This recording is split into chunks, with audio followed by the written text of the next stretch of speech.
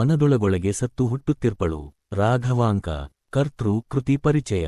ಕನ್ನಡ ಸಾಹಿತ್ಯ ಚರಿತ್ರೆಯಲ್ಲಿ ಸ್ವತಂತ್ರ ಕವಿಮನೋಧರ್ಮದ ವಿಶಿಷ್ಟ ಕವಿ ರಾಘವಾಂಕ. ಇವನು ಹುಟ್ಟಿ ಬೆಳೆದದ್ದು ಪುಣ್ಯಕ್ಷೇತ್ರವಾದ ಹಂಪೆಯಲ್ಲಿ. ಈತನ ತಂದೆ ಮಹಾಬಲ ಭಟ್ಟ, ತಾಯಿ ರುದ್ರಾಣಿ. ಸುಪ್ರಸಿದ್ಧ ಕವಿ ಹರಿಹರ ಇವನ ಗುರು ಮತ್ತು ಸೋದರಮಾವ. ಕನ್ನಡ ಸಾಹಿತ್ಯಕ್ಕೆ ಷಟ್ಪದಿ ಕಾವ್ಯರೂಪವನ್ನು ಸುಸ್ಥಾಪಿತಗೊಳಿಸಿದ ಕೀರ್ತಿ ಇವನದು. ಇವನ ಕಾಲ ಸುಮಾರು ಕ್ರಿ. ಶ. 1225. ಹಂಪೆಯನ್ನು ಕನ್ನಡ ಸಾಹಿತ್ಯದ ಶಕ್ತಿಕೇಂದ್ರವನ್ನಾಗಿ ಮಾಡಿದ ಇಬ್ಬರು ಶ್ರೇಷ್ಠ ಕವಿಗಳೆಂದರೆ ಹರಿಹರ ಮತ್ತು ರಾಘವಾಂಕ. ಹರಿಹರನು ವಿರೂಪಾಕ್ಷನ ಸುಪುತ್ರನೆನಿಸಿಕೊಂಡರೆ, ರಾಘವಾಂಕನು ಚತುರಕವಿರಾಯ ಹಂಪೆಯ ಹರೀಶ್ವರನ ವರಸುತನು ಎಂದು ಕರೆಸಿಕೊಂಡಿದ್ದಾನೆ. ಹರಿಹರನ ಪಟ್ಟಶಿಷ್ಯನಾದ ಈತನನು ಗುರುವಿನಿಂದಲೇ ದೀಕ್ಷೆ ಪಡೆದ ಭಕ್ತಕವಿ. ಪರದೈವಗಳನ್ನು ಅಥವಾ ಭವಿಗಳನ್ನು ಕೀರ್ತಿಸೆನು ಎಂಬ ಬಿರುದು ಇವನ ಕಾವ್ಯನಿಷ್ಠೆಯನ್ನು ಎತ್ತಿಹಿಡಿಯುತ್ತದೆ. ಹರಿಹರನಿಂದ ಸ್ಫೂರ್ತಿ ಪಡೆದಿದ್ದರೂ ಕಾವ್ಯದ ರೂಪ ಮತ್ತು ನಿರೂಪಣಾ ಶೈಲಿಯಲ್ಲಿ ರಾಘವಾಂಕನು ಅತ್ಯಂತ ಸ್ವತಂತ್ರವಾಗಿ ಮೆರೆದಿದ್ದಾನೆ. ಕೃತಿಗಳು: ಸೋಮನಾಥ ಚಾರಿತ್ರ್ಯ, ವೀರೇಶ ಚರಿತೆ, ಸಿದ್ಧರಾಮ ಚಾರಿತ್ರ್ಯ, ಹರಿಶ್ಚಂದ್ರ ಕಾವ್ಯ ಅತ್ಯಂತ ಜನಪ್ರಿಯ ಕೃತಿ. ಶರಭ ಚಾರಿತ್ರ್ಯ ದೊರೆತಿದೆ, ಆದರೆ ಪ್ರಕಟವಾಗಿಲ್ಲ. ಕನ್ನಡ ಮತ್ತು ಸಂಸ್ಕೃತ ಎರಡೂ ಭಾಷೆಗಳಲ್ಲಿ ಅಪ್ರತಿಮ ಪಾಂಡಿತ್ಯ ಹೊಂದಿದ್ದ ಇವನಿಗೆ ಉಭಯಕವಿ ಕಮಲರವಿ ಎಂಬ ಬಿರುದಿದೆ. ತಿರುಳು. ಮನದೊಳಗೊಳಗೆ ಸತ್ತು ಹುಟ್ಟುತ್ತಿರ್ಪಳು ಕಾವ್ಯಭಾಗವು ಲೋಹಿತಾಶ್ವನ ಅಕಾಲಿಕ ಮರಣ ಮತ್ತು ತಾಯಿ ಚಂದ್ರಮತಿ ಅನುಭವಿಸುವ ಅಪಾರ ವೇದನೆಯನ್ನು ಚಿತ್ರಿಸುತ್ತದೆ. ಬಾಲಕ ಲೋಹಿತಾಶ್ವನು ಎಂದಿನಂತೆ ಅರಣ್ಯಕ್ಕೆ ದರ್ಭೆ ಮತ್ತು ಸೌದೆಗಾಗಿ ಹೋಗುತ್ತಾನೆ. ಹುತ್ತದ ಸುತ್ತ ಬೆಳೆದಿದ್ದ ಎಳೆ ಹುಲ್ಲನ್ನು ಕೊಯ್ಯಲು ಹೋದಾಗ ಅಲ್ಲಿ ಅಡಗಿದ್ದ ರೌದ್ರಸರ್ಪವೊಂದು ಅವನ ಮಣಿಕಟ್ಟಿಗೆ ಕಚ್ಚುತ್ತದೆ. ತೀವ್ರವಾದ ವಿಷಕ್ಕೀಡಾದ ಲೋಹಿತಾಶ್ವನು ತಾಯಿ ತಂದೆಯನ್ನು ಸ್ಮರಿಸುತ್ತಾ ಪ್ರಾಣಬಿಡುತ್ತಾನೆ. ಇದನ್ನು ಕಂಡ ಅವನ ಜೊತೆಗಾರರು ಹೆದರಿ ಊರಿಗೆ ಓಡಿಬರುತ್ತಾರೆ. ಇತ್ತ ಮನೆಯಲ್ಲಿ ಚಂದ್ರಮತಿಯು ಮಗ ಬಾರದಿರುವುದನ್ನು ಕಂಡು ಅತ್ಯಂತ ವ್ಯಾಕುಳ್ಳಾಗುತ್ತಾಳೆ. ತನ್ನ ಯಜಮಾನಿಯ ಕಾಟಕ್ಕೆ ಹೆದರಿ ಕೆಲಸ ಮಾಡುತ್ತಿದ್ದರೂ ಅವಳ ಮನಸ್ಸು ಮಗನಿಗಾಗಿ ಹಾತೊರೆಯುತ್ತಿರುತ್ತದೆ. ಯಾರೇ ಬಂದರೂ ಮಗ ಬಂದನೆ ಎಂದು ಬೀದಿಯತ್ತ ನೋಡುತ್ತಾ ಒಳಗೊಳಗೆ ನರಕಯಾತನೆ ಅನುಭವಿಸುತ್ತಾಳೆ. ಅಷ್ಟರಲ್ಲಿ ಗೆಳೆಯನೊಬ್ಬ ಬಂದು ಲೋಹಿತಾಶ್ವನು ಹಾವು ಕಚ್ಚಿ ಸತ್ತ ವಾರ್ತೆಯನ್ನು ತಿಳಿಸುತ್ತಾನೆ. ಈ ಘೋರ ಸುದ್ದಿಯನ್ನು ಕೇಳಿ ಹತಾಶಳಾದ ಚಂದ್ರಮತಿ ಕಠೋರ ಹೃದಯದ ಯಜಮಾನನ ಕಾಲು ಹಿಡಿದು ಬೇಡಿಕೊಂಡರೂ ಆತು ಕರುಣೆ ತೋರಿಸುವುದಿಲ್ಲ. ಅಂತಿಮವಾಗಿ ಎಲ್ಲ ಮನೆಗೆಲಸಗಳನ್ನು ಪೂರೈಸಿ ಅರ್ಧರಾತ್ರಿಯಲ್ಲಿ ಅಡವಿಗೆ ಹೋಗಿ ಮಗನನ್ನು ಹುಡುಕುತ್ತಾಳೆ. ತನ್ನ ಏಕಮಾತ್ರ ಪುತ್ರನನ್ನು ಕಳೆದುಕೊಂಡ ತಾಯಿಯ ದುಃಖವನ್ನು, ಅಸಹಾಯಕತೆಯನ್ನು ಮತ್ತು ಅಂದಿನ ಸಮಾಜದ ಕ್ರೌರ್ಯವನ್ನು ರಾಘವಾಂಕನು ಇಲ್ಲಿ ಅತ್ಯಂತ ಕರುಣಾಜನಕವಾಗಿ ಚಿತ್ರಿಸಿದ್ದಾನೆ.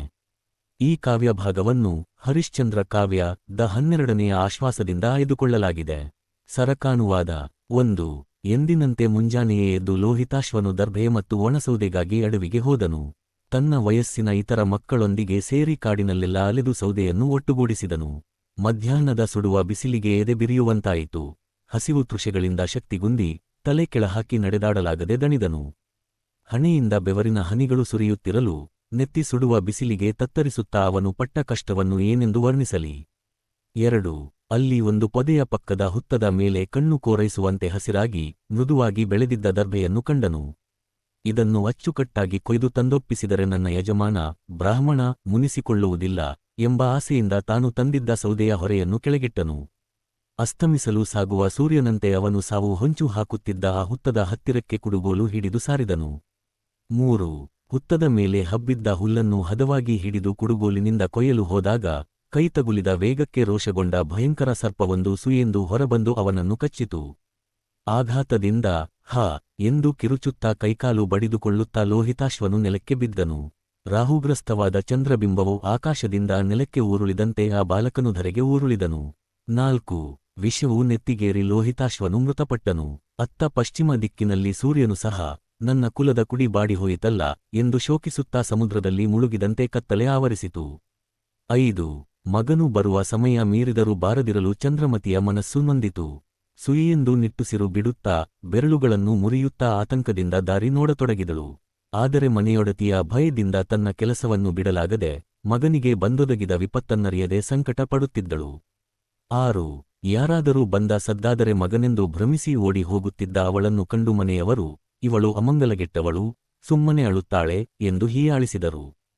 ಕೆಲಸ ಮಾಡಲಾರದೆ ಬಿಸುಸುಯುತ್ತಾಳೆ ಎಂದು ಬೈಯುತ್ತಾ ಅವಳಿಗೆ ದೈಹಿಕವಾಗಿಯೂ ಪೀಡಿಸಿದರು. 7.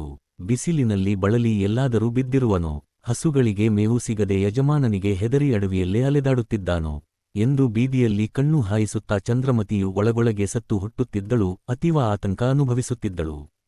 8. ಕಾಡಿನಲ್ಲಿ ಹಾದಿ ತಪ್ಪಿದನೋ, ಹುಲಿ ಹಿಡಿಯಿತೋ, ಕಳ್ಳರು ಎತ್ತೊಯ್ದರೋ, ಭೂತಗಳು ಬಡಿದವೋ, ನೀರಿನಲ್ಲಿ ಮುಳುಗಿದನೋ, ಅಥವಾ ಹಾವು ಕಚ್ಚಿತೋ ಎಂದು ಹಲುಬುತ್ತಾ ಅಂಗಳದಲ್ಲಿ ನಿಂತಿದ್ದ ಅವಳನ್ನು ದುಃಖದ ಕಪ್ಪು ಹೊಗೆಯಂತಹ ಕತ್ತಲೆಯು ಆವರಿಸಿಕೊಂಡಿತು. 9. ದಾರಿಯಲ್ಲಿ ಹೋಗುವವರನ್ನೆಲ್ಲ ಲೋಹಿತಾಶ್ವನನ್ನು ಕಂಡಿರ ಎಂದು ಚಂದ್ರಮತಿ ಆರ್ತನಾದದಿಂದ ಕೇಳುತ್ತಿದ್ದಳು. ಆಗ ಒಬ್ಬ ವ್ಯಕ್ತಿಯು ಬಂದು, ಕಂಡೆ ತಾಯಿ, ನಿನ್ನ ಮಗನನ್ನು ಹುತ್ತದ ಬಳಿ ಉಗ್ರ ಸರ್ಪವೊಂದು ಕಚ್ಚಿತು, ಅವನು ಪ್ರಾಣ ಬಿಟ್ಟಿದ್ದಾನೆ ಎಂದು ಹೇಳಿದನು. 10. ಅಯ್ಯಯ್ಯೋ, ಎಲ್ಲಿ ಕಚ್ಚಿತು, ನನ್ನ ಕಂದ ಮಲಗಿದ ಸ್ಥಳ ಎಷ್ಟು ದೂರ ಎಂದು ಅವಳು ಕೇಳಾಗ, ಹೆಚ್ಚು ದೂರವಿಲ್ಲ, ಇಂತಹ ಮರದ ಪಕ್ಕದ ಹುತ್ತದ ಬಳಿ ಹುಲ್ಲು ಕೊಯ್ಯಲು ಹೋದಾಗ ಹಾವು ಕಚ್ಚಿತು. ನೀನು ಈಗಲೇ ಹೋಗದಿದ್ದರೆ ಕಾಡುಮೃಗಗಳು ಹೆಣವನ್ನು ಎಳೆದೊಯ್ದಾವು ಎಂದನು ಆ ವ್ಯಕ್ತಿ. 11. ಚಂದ್ರಮತಿ ಅಳುತ್ತಾ ಹೋಗಿ ಬ್ರಾಹ್ಮಣ ಯಜಮಾನನ ಕಾಲಿಗೆ ಬಿದ್ದು, ಕಾಡಿನಲ್ಲಿ ನನ್ನ ಮಗ ಹಾವು ಕಚ್ಚಿ ಸತ್ತಿದ್ದಾನೆ, ಹೋಗಲು ಅಪ್ಪಣೆ ಕೊಡಿ ಎಂದು ಬೇಡಿಕೊಂಡಳು. ಅದಕ್ಕೆ ಆತ ನಿರ್ದಯವಾಗಿ, ಸತ್ತರೆ ಸತ್ತನು ಎಂದನು. ಬಂಟರನ್ನು ಕೊಟ್ಟು ಕಳಿಸು ಎಂದಳಿಗೆ, ನಡುರಾತ್ರಿಯಲ್ಲಿ ಯಾವ ಬಂಟರೂ ಇಲ್ಲ, ಮಲಗಬೇಕು ಎಂದನು ಬ್ರಾಹ್ಮಣ. 12. ಅಯ್ಯೋ ತಂದೆಯೇ, ಯಜಮಾನರೇ, ನರಿಗಳು ಮಗನ ಶವವನ್ನು ಎಳೆದೊಯ್ಯುವ ಮುನ್ನ ಅದನ್ನು ದಹನ ಮಾಡಬೇಕಲ್ಲವೇ? ದಯವಿಟ್ಟು ಕರುಣೆ ತೋರಿ ಎಂದು ಚಂದ್ರಮತಿ ಬೇಡಿಕೊಂಡಳು. ಅದಕ್ಕೆ ಆ ಬ್ರಾಹ್ಮಣನು ಅತ್ಯಂತ ನಿರ್ದಯವಾಗಿ, ರಮರಣಕ್ಕೀಡಾದ ಶೂದ್ರನನ್ನು ಯಾರೂ ಸ್ಮರಿಸುವುದಿಲ್ಲ, ಅವನಿಗೆ ಅಂತ್ಯಸಂಸ್ಕಾರದ ಅವಶ್ಯಕತೆಯಿಲ್ಲ ಎಂದನು. ಆಗ ಚಂದ್ರಮತಿ, ಹಾಗಾದರೆ ನಾನು ಹೋಗಿ ಮಗನ ಮುಖವನ್ನೊಮ್ಮೆ ಕಂಡು ಅವನನ್ನು ಅಗ್ನಿಗೆ ಅರ್ಪಿಸಿ ಬರಲೆ ಎಂದು ಕೇಳಿದಳು. ಅದಕ್ಕೆ ಆತನು, ಮನೆಯ ಕೆಲಸಗಳನ್ನೆಲ್ಲ ಬಾಕಿ ಉಳಿಸದೆ ಪೂರೈಸಿ ಆಮೇಲೆ ಹೋಗು ಎಂದು ಆಜ್ಞಾಪಿಸಿದನು. ಕೂಡಲೇ ಚಂದ್ರಮತಿಯು ಮಾಡಬೇಕಾದ ಎಲ್ಲ ಮನೆಗೆಲಸಗಳನ್ನು ತೀವ್ರಗತಿಯಲ್ಲಿ ಮುಗಿಸಿ ಆ ಮನೆಯಿಂದ ಹೊರಬಂದಳು. 13. ಕಡೆಗೆ ಕೆಲಸಗಳನ್ನೆಲ್ಲ ಮುಗಿಸಿ ಬರಲು ಒಪ್ಪಿಗೆ ಸಿಕ್ಕಾಗ ಚಂದ್ರಮತಿ ಅರ್ಧರಾತ್ರಿಯ ಕತ್ತಲೆಯಲ್ಲಿ ಕಾಡಿನತ್ತ ಓಡಿದಳು. ಮುಳ್ಳುಗಳು ಚುಚ್ಚಿದರೂ, ಕಲ್ಲುಗಳು ತಗುಲಿದರೂ ಲೆಕ್ಕಿಸದೆ, ತಲೆಗೂದಲು ಬಿಚ್ಚಿಕೊಂಡಿದ್ದರೂ ಗಮನಿಸದೆ, ಅಳುತ್ತಾ ಹೋಗಿ ಮಗನು ಸಿದ್ಧಪಡಿಸಿದ್ದ ಸೌದೆಯ ಹೊರೆಯಿದ್ದ ಸ್ಥಳಕ್ಕೆ ಬಂದು ತಲುಪಿದಳು. 14. ಅಲ್ಲಿ ನಿಂತು, ಮಗನೇ ಲೋಹಿತಾಶ್ವ, ನಿನ್ನ ತಾಯಿ ಬಂದಿದ್ದೇನೆ, ಎಲ್ಲಿದ್ದೀಯ? ಒಂದು ಬಾರಿ ಓ ಎಂದು ಕರೆಯಬಾರದೆ ಎಂದು ಹಲುಬುತ್ತಾ ಗಾಬರಿಯಿಂದ ಅತ್ತಿತ್ತ ಹುಡುಕತೊಡಗಿದಳು. 15. ಕಣ್ಣೀರು ಸುರಿಯುತ್ತಾ, ದಾರಿ ಕಾಣದೆ ತಡವರಿಸುತ್ತಾ, ಬೀಳುತ್ತಾ ಏಳುತ್ತಾ, ಹರಹರ ಮಹಾದೇವ ಎನ್ನುತ್ತಾ ಮಗನನ್ನು ನುಂಗಿದ ಆ ಹುತ್ತದ ಬಳಿಗೆ ಕೊನೆಗೂ ಬಂದು ತಲುಪಿದಳು. 16. ಅಲ್ಲಿ ವಿಷದ ಪ್ರಭಾವದಿಂದ ಹಸಿರಾದ ಮೈಬಣ್ಣ, ನೊರೆಬಂದ ಬಾಯಿ, ಕಂದಿದ ಕಣ್ಣುಗಳು ಮತ್ತು ಮಣ್ಣು ಮೆತ್ತಿದ ಬಾಲಕನ ದೇಹವನ್ನು ಕಂಡಳು. ಹಸಿವಿನಿಂದ ಕೃಶವಾಗಿದ್ದ ಮಗನ ಆ ಅವಸ್ಥೆಯನ್ನು ಕಂಡು ತಾಯಿ ಚಂದ್ರಮತಿ ಎದೆ ಒಡೆದು ಹೋದಳು. 17.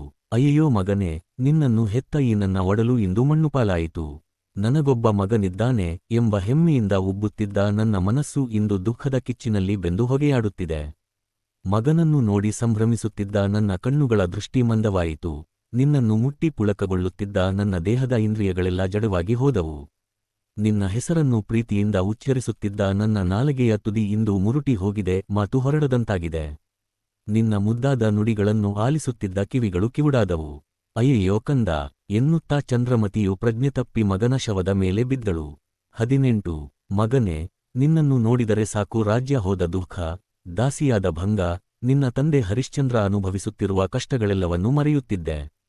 ಈಗ ನಿನ್ನನ್ನೇ ಕಳೆದುಕೊಂಡ ಮೇಲೆ ನಾನು ಯಾರ ಮುಖ ನೋಡಿ ಬದುಕಲಿ ಎಂದು ಶೋಕತಪ್ತಳಾಗಿ ಮಗನ ಶವದ ಮೇಲೆ ಬಿದ್ದಳು. ಪ್ರಬಂಧ ಮಾದರಿಯ ಪ್ರಶ್ನೋತ್ತರಗಳು. 1. ಮನದೊಳಗೊಳಗೆ ಸತ್ತು ಹುಟ್ಟುತ್ತಿರ್ಪಳು ಕಾವ್ಯ ಭಾಗದ ಆಶಯ ಬರೆಯಿರಿ. ಉತ್ತರ: ರಾಘವಾಂಕನ ಹರಿಶ್ಚಂದ್ರ ಕಾವ್ಯ ದ 12ನೇ ಆಶ್ವಾಸದಿಂದ ಆಯ್ದ ಮನದೊಳಗೊಳಗೆ ಸತ್ತು ಹುಟ್ಟುತ್ತಿರ್ಪಳು ಕಾವ್ಯ ಭಾಗದ ಆಶಯವನ್ನು ಈ ಕೆಳಗಿನಂತೆ ಬರೆಯಬಹುದು. ತಾಯಿಯ ಮಮತೆ ಮತ್ತು ಆತಂಕ. ಈ ಕಾವ್ಯಭಾಗದ ಪ್ರಧಾನ ಆಶಯ ತಾಯಿಯೊಬ್ಬಳ ಮಮತೆ ಮತ್ತು ಅವಳು ಅನುಭವಿಸುವ ತಳಮಳ. ಮಗ ಲೋಹಿತಾಶ್ವನು ಕಾಡಿಗೆ ಹೋದವನು ಮರಳಿ ಬಾರದಿರಲು ಚಂದ್ರಮತಿಯು ಪಡುವ ಸಂಕಟ ಇಲ್ಲಿನ ಮುಖ್ಯ ವಸ್ತು. ಇದೇಕೆ ತಡವಾಯಿತು ಎಂದು ಅವಳು ಪ್ರತಿಕ್ಷಣವೂ ಹಂಬಲಿಸುವ ರೀತಿ, ಹೆಜ್ಜೆ ಹೆಜ್ಜೆಗೂ ಹೊರಗಿನ ಸದ್ದನ್ನು ಆಲಿಸುವ ಪರಿಯು ತಾಯಿಯ ಹೃದಯದ ಅತೀವ ಆತಂಕವನ್ನು ವ್ಯಕ್ತಪಡಿಸುತ್ತದೆ. ದಾಸ್ಯದ ಅಸಹಾಯಕತೆ. ಚಂದ್ರಮತಿ ಒಬ್ಬ ರಾಣಿಯಾಗಿದ್ದರೂ ವಿಧಿಯಾಟದಿಂದ ಬ್ರಾಹ್ಮಣನ ಮನೆಯ ದಾಸಿಯಾಗಿದ್ದಾಳೆ. ಮಗನ ಪ್ರಾಣಾಪಾಯದ ಸುದ್ದಿ ತಿಳಿದಾಗಲೂ ಅವಳು ಸ್ವತಂತ್ರವಾಗಿ ಓಡಿಹೋಗಲು ಸಾಧ್ಯವಾಗುವುದಿಲ್ಲ. ಮನೆಯ ಯಜಮಾನನ ಕಠೋರ ಮಾತುಗಳು ಮತ್ತು ಅಪ್ಪಣೆಗೆ ಕಾಯಬೇಕಾದ ಅವಳ ಸ್ಥಿತಿಯು ದಾಸ್ಯದ ಶೃಂಖಲೆಯಲ್ಲಿ ಸಿಲುಕಿದ ವ್ಯಕ್ತಿಯ ಅಸಹಾಯಕವನ್ನು ಮಾರ್ಮಿಕವಾಗಿ ಚಿತ್ರಿಸುತ್ತದೆ. ವಿಧಿಯ ಕ್ರೌರ್ಯ. ಲೋಹಿತಾಶ್ವನು ದೈವವಶಾತ್ ಹಾವಿನ ಕಡಿತಕ್ಕೆ ತುತ್ತಾಗಿ ಮರಣ ಹೊಂದುವುದು ಕಾವ್ಯದ ತಿರುವು. ಸುಕುಮಾರನಾದ ಬಾಲಕನು ಸೌದೆ ಹುಲ್ಲಿಗಾಗಿ ಕಾಡಿನಲ್ಲಿ ಅಲೆಯುವಾಗ ಎದುರಾಗುವ ಸಂಕಷ್ಟಗಳು ಮತ್ತು ಅಂತಿಮವಾಗಿ ಸಾವಿಗೆ ಶರಣಾಗುವುದು ವಿಧಿಯ ಕ್ರೌರ್ಯಕ್ಕೆ ಸಾಕ್ಷಿಯಾಗಿದೆ. ಸಾಮಾಜಿಕ ಅಮಾನವೀಯತೆ. ಚಂದ್ರಮತಿಯ ಮಗ ಸತ್ತಾಗ ಸಮಾಜ ಅಥವಾ ಅವಳ ಯಜಮಾನ ತೋರುವ ಅಮಾನವೀಯ ವರ್ತನೆ ಇಲ್ಲಿನ ಮತ್ತೊಂದು ಆಶಯ. ಮಗನ ಸಾವು ಗೊತ್ತಾದಾಗಲೂ ಕೆಲಸ ಮುಗಿಸಿಯೇ ಹೋಗು ಎನ್ನುವ ಬ್ರಾಹ್ಮಣನ ಮಾತುಗಳು ಅಂದಿನ ಕಾಲದ ಜಾತಿ ವ್ಯವಸ್ಥೆ ಮತ್ತು ಶ್ರೇಣೀಕೃತ ಸಮಾಜದ ಕಟು ವಾಸ್ತವವನ್ನು ತೆರೆದಿಡುತ್ತವೆ. ಕರುಣರಸದ ಪರಾಕಾಷ್ಠೆ. ಸತ್ತ ಮಗನನ್ನು ಕಂಡು ಚಂದ್ರಮತಿ ಮಾಡುವ ವಿಲಾಪವು ಓದುಗರ ಕಣ್ಣಲ್ಲಿ ನೀರು ತರಿಸುತ್ತದೆ. ತನ್ನೆಲ್ಲ ದುಃಖಗಳನ್ನು ಮಗನ ಮುಖ ನೋಡಿ ಮರೆಯುತ್ತಿದ್ದ ತಾಯಿಗೆ ಈಗ ಬದುಕೇ ಶೂನ್ಯವೆನಿಸುತ್ತದೆ. ಈ ಕಾವ್ಯಭಾಗವು ಕರುಣಾರಸದ ಒಂದು ಅದ್ಭುತ ಚಿತ್ರಣವಾಗಿದೆ. ಒಟ್ಟಾರೆಯಾಗಿ ಈ ಕಾವ್ಯಭಾಗವು ಒಬ್ಬ ತಾಯಿಯ ಅತೀವವಾದ ಪ್ರೀತಿ, ದಾಸ್ಯದ ಸಂಕೋಲೆಯಲ್ಲಿ ಬೆಂದ ಅಬಲೆಯ ಗೋಳು ಮತ್ತು ಮಗನ ಸಾವಿನಿಂದ ಉಂಟಾದ ಅಪಾರ ಶೋಕವನ್ನು ಅತ್ಯಂತ ಪರಿಣಾಮಕಾರಿಯಾಗಿ ಕಟ್ಟಿಕೊಡುತ್ತದೆ. 2. ಲೋಹಿತಾಶ್ವನನ್ನು ಕಂಡಾಗ ಚಂದ್ರಮತಿ ಹೇಗೆ ಪ್ರಲಾಪಿಸಿದಳು? ಉತ್ತರ: ಲೋಹಿತಾಶ್ವನ ಶವವನ್ನು ಕಂಡಾಗ ಚಂದ್ರಮತಿ ಮಾಡಿದ ಪ್ರಲಾಪವು ಅತ್ಯಂತ ಹೃದಯವಿದ್ರಾವಕವಾಗಿದೆ. ಅದನ್ನು ಈ ಕೆಳಗಿನ ಪ್ರಮುಖ ಅಂಶಗಳಲ್ಲಿ ವಿವರಿಸಬಹುದು. ಇಂದ್ರಿಯಗಳ ಜಡತ್ವ. ಮಗನ ಕಳೆಬರವನ್ನು ಕಂಡ ಕ್ಷಣವೇ ಚಂದ್ರಮತಿಯ ಪಂಚೇಂದ್ರಿಯಗಳು ಜಡವಾದವು. ನಿನ್ನನ್ನು ನೋಡಿ ನಲಿಯುತ್ತಿದ್ದ ನನ್ನ ಕಣ್ಣುಗಳ ದೃಷ್ಟಿ ಮಂದವಾಯಿತು, ನಿನ್ನ ಮುದ್ದಾದ ಮಾತುಗಳನ್ನು ಆಲಿಸುತ್ತಿದ್ದ ಕಿವಿಗಳು ಕಿವುಡಾದವು, ನಿನ್ನ ಸ್ಪರ್ಶದಿಂದ ಪುಳಕಗೊಳ್ಳುತ್ತಿದ್ದ ಚರ್ಮವು ಮರವಾಯಿತು ಎಂದು ಅವಳು ಹಲುಬಿದಳು. ಮಾತೃಹೃದಯದ ಬೆಂಕಿ. ನನಗೊಬ್ಬ ಮಗನಿದ್ದಾನೆ ಎಂಬ ಹೆಮ್ಮೆಯಿಂದ ಉಬ್ಬುತ್ತಿದ್ದ ನನ್ನ ಮನಸ್ಸು ಇಂದು ದುಃಖದ ಕಿಚ್ಚಿನಲ್ಲಿ ಬೆಂದು ಹೊಗೆಯಾಡುತ್ತಿದೆ. ನಿನ್ನನ್ನು ಹೆತ್ತ ಈ ನನ್ನ ಒಡಲು ಇಂದು ಮಣ್ಣುಪಾಲಾಯಿತು ಎಂದು ಗೋಳಾಡಿದಳು. ಬದುಕಿನ ಆಧಾರದ ನಾಶ. ರಾಜ್ಯವನ್ನು ಕಳೆದುಕೊಂಡ ದುಃಖ, ಅನಾಥವಾಗಿ ಪರದೇಶದಲ್ಲಿ ಅಲೆಯುವ ನಾಚಿಕೆ, ಪರರ ಮನೆಯಲ್ಲಿ ದಾಸಿಯಾಗಿ ಅನುಭವಿಸಿದ ಅಪಮಾನ ಮತ್ತು ಹರಿಶ್ಚಂದ್ರನಿಗೆ ಉಂಟಾದ ಅಪಾರ ಸಂಕಟ, ಇವೆಲ್ಲವನ್ನೂ ಲೋಹಿತಾಶ್ವನ ಮುಖವನ್ನು ನೋಡಿ ಚಂದ್ರಮತಿ ಮರೆಯುತ್ತಿದ್ದಳು. ಆದರೆ ಈಗ ಆಧಾರವಾಗಿದ್ದ ಮಗನೇ ಮಡಿದ ಮೇಲೆ ಬದುಕು ಶೂನ್ಯವೆನಿಸಿತು. ಮಾತು ಮೌನವಾದ ಕ್ಷಣ. ಪ್ರೀತಿಯಿಂದ ಮಗನೇ ಎಂದು ಕರೆಯುತ್ತಿದ್ದ ನಾಲಗೆಯ ತುದಿ ಮಗನ ಸಾವಿನ ಆಘಾತದಿಂದ ಮುರುಟಿ ಹೋಗಿ ಮಾತು ಬಾರದಂತಾಯಿತು. ಮಗನ ಸಾವಿನಿಂದ ತನ್ನೆಲ್ಲ ಆಸೆಗಳು ನಶಿಸಿ ಹೋದವು ಎಂದು ಅವಳು ಪ್ರಲಾಪಿಸಿದಳು. ಪ್ರಜ್ಞಾಹೀನ ಸ್ಥಿತಿ. ಅಯ್ಯೋ ಕಂದ, ನನ್ನ ಬಾಳಿನ ಆಧಾರವೇ ಹೋಗಿಬಿಟ್ಟಿತಲ್ಲ, ಇನ್ಯಾರನ್ನೂ ನೋಡಿ ನಾನು ಬದುಕಲಿ? ನನ್ನ ಬದುಕಿನ ಹಾದಿಯೇ ಮುಚ್ಚಿಹೋಯಿತಲ್ಲ ಎಂದು ಬಾಯಿ ಬಡಿದುಕೊಳ್ಳುತ್ತಾ ಶೋಕತಪ್ತಳಾಗಿ ಮಗನ ಶವದ ಮೇಲೆ ಬಿದ್ದು ಪ್ರಜ್ಞೆ ತಪ್ಪಿದಳು.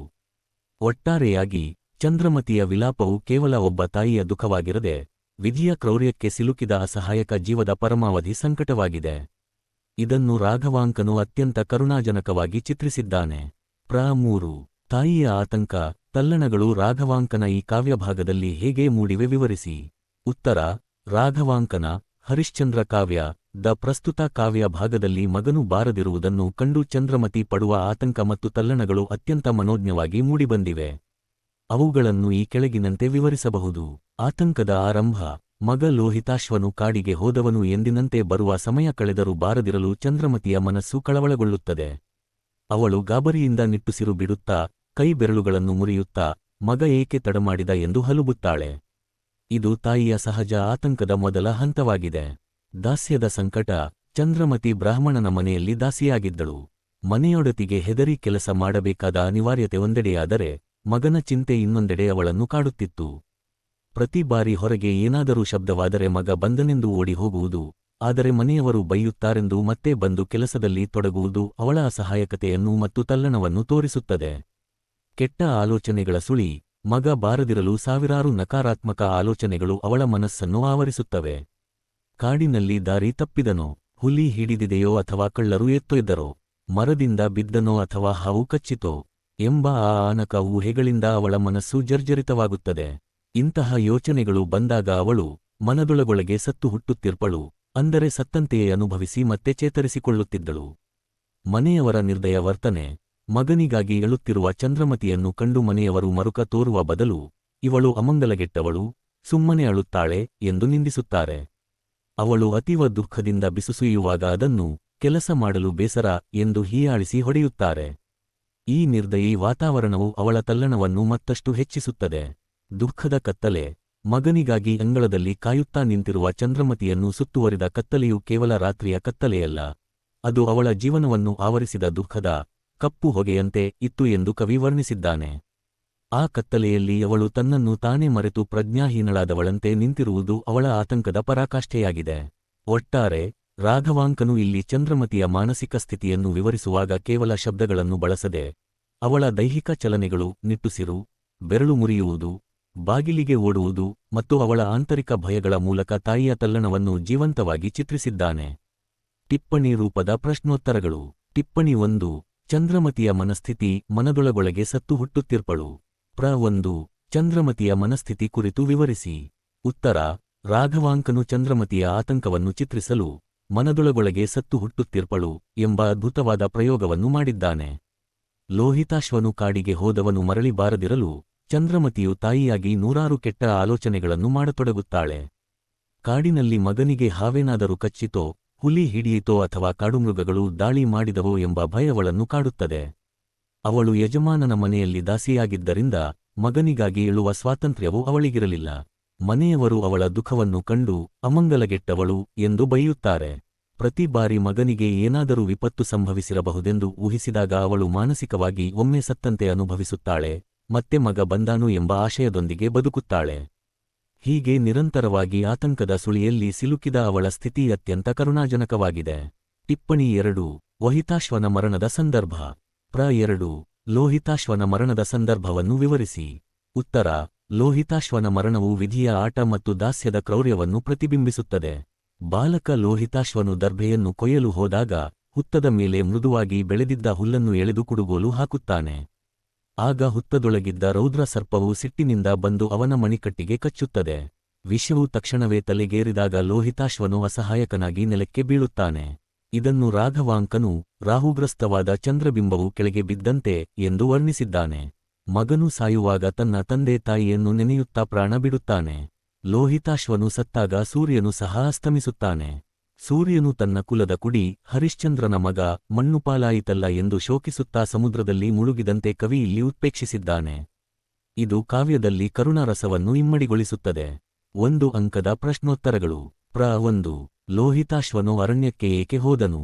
ಉತ್ತರ: ಲೋಹಿತಾಶ್ವನು ದರ್ಭೆ, ಹುಲ್ಲು ಮತ್ತು ಒಣಸೌದೆಯನ್ನು ತರಲು ಅರಣ್ಯಕ್ಕೆ ಹೋದನು. ಪ್ರ 2. ಲೋಹಿತಾಶ್ವನಿಗೆ ಕಾಡಿನಲ್ಲಿ ದರ್ಭೆಯಲ್ಲಿ ಕಂಡುಬಂದಿತು. ಉತ್ತರ: ಕಾಡಿನ ಪೊದೆಯೊಂದರ ಪಕ್ಕದಲ್ಲಿದ್ದ ಹುತ್ತದ ಮೇಲೆ ದರ್ಭೆ ಕಂಡುಬಂದಿತು. ಪ್ರ 3. ದರ್ಭೆಯನ್ನು ಕಂಡಾಗ ಲೋಹಿತಾಶ್ವನ ಮನಸ್ಸಿನಲ್ಲಿದ್ದ ಆಸೆ ಏನು? ಉತ್ತರ: ದರ್ಭೆಯನ್ನು ಕೊಯ್ದು ತಂದೊಪ್ಪಿಸಿದರೆ ತನ್ನ ಯಜಮಾನನು ಬ್ರಾಹ್ಮಣ ಮುನಿಸಿಕೊಳ್ಳುವುದಿಲ್ಲ ಎಂಬ ಆಸೆಯಿತ್ತು. ಪ್ರ 4. ಲೋಹಿತಾಶ್ವನನ್ನು ಕಚ್ಚಿದ ಪ್ರಾಣಿ ಯಾವುದು? ಉತ್ತರ: ಲೋಹಿತಾಶ್ವನನ್ನು ಹುತ್ತದೊಳಗಿದ್ದ ರೌದ್ರ ಸರ್ಪ ಹಾವು ಕಚ್ಚಿತು. ಪ್ರ 5.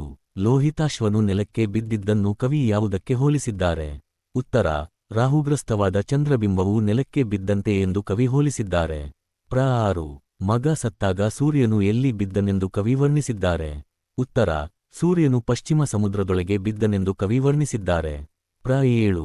ಲೋಹಿತಾಶ್ವನು ಬಾರದಿರಲು ಚಂದ್ರಮತಿ ಏನು ಮಾಡುತ್ತಿದ್ದಳು?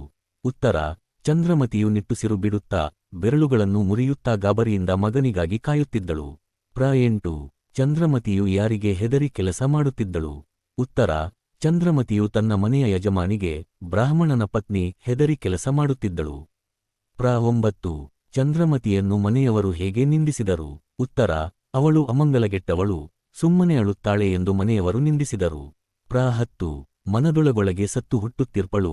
ಇಲ್ಲಿ ಸತ್ತು ಹುಟ್ಟುವವಳು ಯಾರು? ಉತ್ತರ: ಇಲ್ಲಿ ಸತ್ತು ಹುಟ್ಟುವವಳು ಚಂದ್ರಮತಿ.